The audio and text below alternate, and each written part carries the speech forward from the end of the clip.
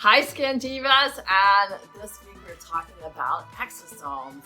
And what are exosomes? Well, exosomes are a little bit like stem cells on steroids, and we have been using them and testing them in microneedling with incredible results. And what they are like super basic information messengers to the skin that are sending in information to help repair the skin and communicate to all the cells that, hey, you need to wake up and you need to get rid of the fine lines, you need to get rid of the wrinkles, you need to get rid of the dryness, and it helps with collagen, elasticity, firmness of the skin. Exosomes are sort of like a magical stem cell potion, and because it is so much magnified as to stem cells or peptides. So, for example, there's 930 growth factors in the exosomes that we are using. There are amino acids, and not just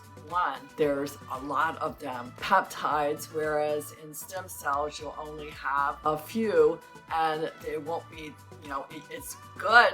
It's not as great as the exosome and what we're being able to deliver into the channels. So when you're doing microneedling, you are creating channels into the skin, and you're pushing product into the skin to be able to message to the dermis layer, hey, we want you to do this. And it doesn't matter if you're doing microneedling, or nanoneedling, or any kind of channeling. If you're using the right products and it has the right consistency, it's absorbing into the skin. So you're sending those messages with whatever you're applying. That's why some skincare works better than others. It's how the delivery system works. The same as microneedling. And in the discussion of exosome microneedling versus stem cell microneedling, is it better? It's like, yes, it's like up here for exosomes, and the peptide one is, and stem cells are here.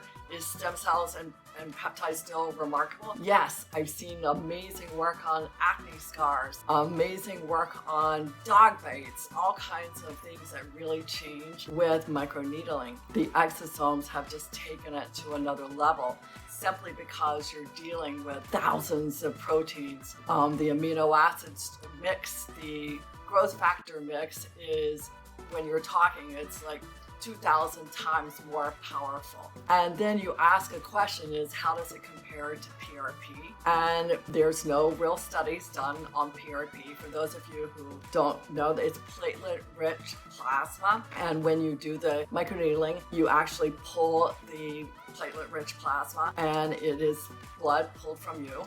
It is then centrifuged down, and they take the centrifuge, it's like a gel, almost like a jelly, and they use that right after the microneedling to help push that into the skin. And that is your own stem cells actually helping to activate. The consensus is it's much better for you than using exosomes. However, if you have stem cells that aren't in great condition, using conditioned exosomes that are actually in great condition is going to be a better choice. Some of the medical people that I speak with, they're having so much better results with exosomes, they've actually stopped doing PRP. And so the PRP, like, who knows, and it'll end up being how much better the exosomes are.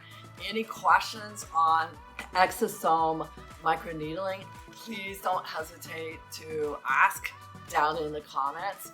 It's new. It is an amazing treatment. I would recommend not just getting one. You really need to get 3 or more, depending on where your skin is and what you're trying to achieve and your skin goals. So that's it for exosome microneedling and exosomes in general.